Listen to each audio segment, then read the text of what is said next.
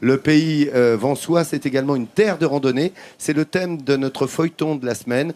2e épisode aujourd'hui. Qu'as-tu décidé de nous montrer, Nathalie ? Tu parlais de se rafraîchir, voilà. d'aller se balader, des baous. Il y a aussi la forêt de la Cine, qui est un formidable terrain de jeu pour aller randonner, pour aller marcher. Et tous les jeudis après-midi, il y a une association ici qui s'appelle Rando 06 pour tout, qui organise des sorties pour tous, de tout âge, dans cette forêt de la Cine, parce que la marche, c'est bon pour l'oxygénation, c'est bon pour le cœur, c'est bon pour les jambes. Enfin, je vous dirai tout à l'heure, pour tous les bienfaits de cette marche, c'est Isabelle qui est notre accompagnatrice. Et je peux vous dire que c'est bon aussi pour la convivialité.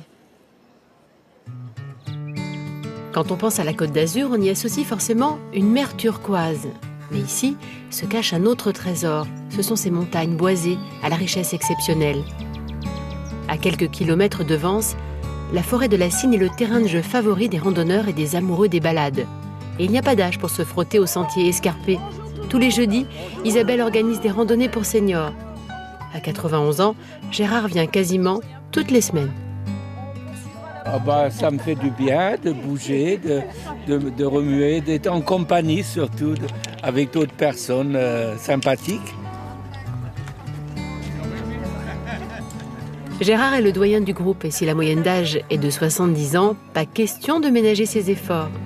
Car l'objectif de ces promenades est de se maintenir en forme.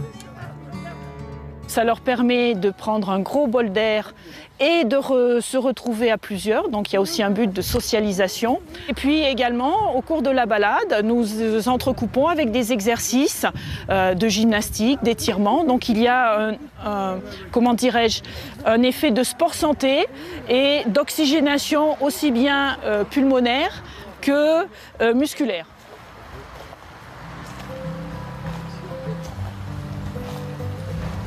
En marchant sur les pierres, ces seniors travaillent leur équilibre et renforcent leurs muscles, de quoi prévenir les chutes. Mais grâce à ces paysages magnifiques, l'effort n'en est plus un et l'exercice devient un plaisir. C'est assez sauvage, c'est presque impressionnant.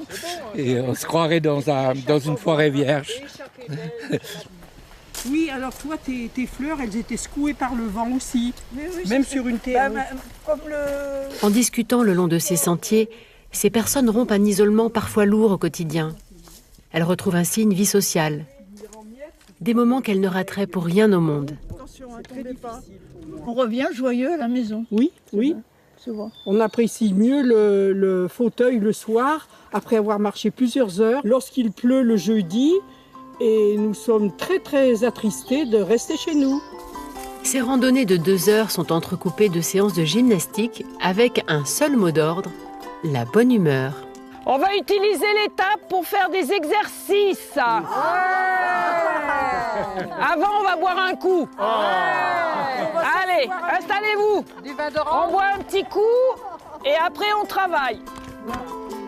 Vous l'aurez compris, ces seniors débordent d'énergie et de joie de vivre. Et autour de ces tables, ils vont pouvoir continuer l'entraînement en effectuant une séance de gym improvisée. On s'arrête régulièrement, 1 fois ou 2 fois au cours de la marche, pour faire des exercices d'étirement, de renforcement musculaire ou aussi d'assouplissement, de façon à préserver les capacités motrices des personnes qui ont tendance à devenir sédentaires et à leur donner plus d'autonomie dans la vie quotidienne.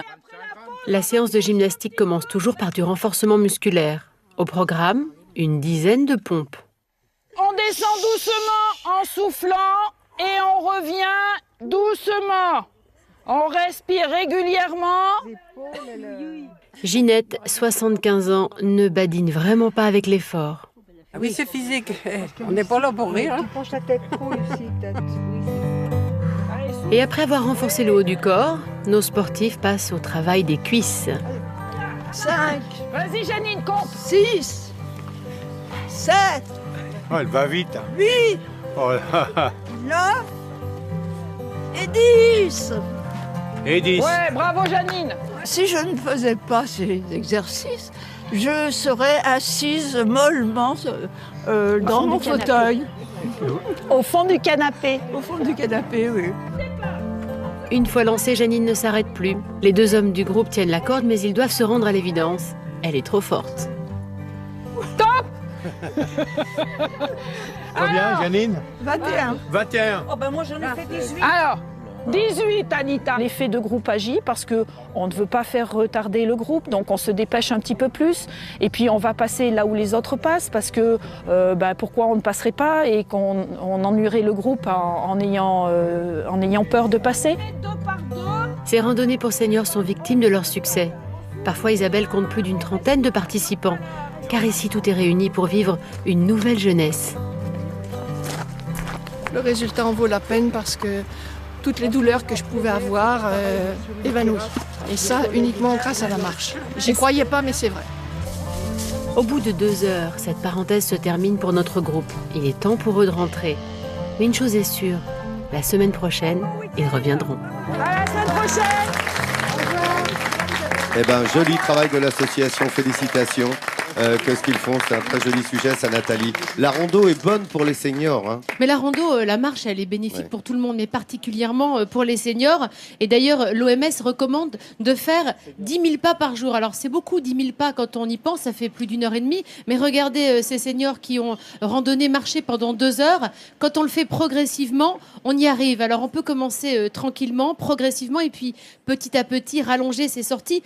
Pourquoi la marche, la promenade, la randonnée est bonne et bénéfique pour la santé? D'abord, parce qu'elle freine ou qu'elle prévient l'ostéoporose. Elle est donc particulièrement intéressante pour les femmes pendant et après la ménopause où on a les os un petit peu plus fragiles. Donc c'est vraiment excellent de marcher. Elle stimule aussi la circulation puisque la marche, elle se fait avec les jambes mais avec les pieds et elle stimule le retour veineux. Donc c'est très bon pour la circulation. Oui, on marche avec les pieds, Vincent, c'est vrai. Elle contribue aussi à la bonne santé cardiovasculaire, donc elle renforce le cœur. Et puis on le voit, la marche quand on est comme ça dans un terrain un petit peu accidenté, elle est bonne pour la proprioception, c'est-à-dire cette faculté qu'on peut avoir, de marcher dans un terrain qui n'est pas un terrain plat. Et c'est très bon quand on commence à vieillir et à être un petit peu moins à l'aise sur ses appuis. Et elle est bonne pour la souplesse des hanches, des chevilles, des genoux. Donc cette marche, elle est vraiment bénéfique pour tout le monde. Regardez ce monsieur qui a fait cette marche de 2 heures à 91 ans. Moi, je dis bravo. Alors attention quand vous programmez une marche, parce qu'on n'est pas tous avec une randonnée accompagnée, notamment par Isabelle, faites attention au dénivelé que vous avez prévu de faire. En gros, prévoyez votre sortie, parce que s'il commence à y avoir du dénivelé, c'est-à-dire des montées et des descentes, là, vous allez peut-être trop forcer sur le cœur, trop forcer sur les articulations, etc. Donc, il faut vraiment prévoir une petite sortie. D'ailleurs, c'est bien autour des villes, souvent, il y a des parcours fléchés pédestres par l'Office du tourisme, avec on te donne le temps de balade. Et ça, c'est utile avant de partir. Il y a des temps de balade. Et puis, Nietzsche, qui était un grand marcheur, a dit les grandes pensées ne viennent qu'en marchant. Donc voilà, on a une... parce que ce sont les endorphines qu'on libère, encore une fois. Donc j'aimerais remettre un talent Midi en France au nom de toute notre équipe à Isabelle et à cette association Rando 06 pour tout. Je trouve que le travail qu'ils font est formidable et je vous en conjure, bougez, marchez à toute occasion. Bougez-vous, bravo. Ainsi parlait Nathalie Simon. C'est ça, c'est plus Zarathustra, c'est moi. Merci.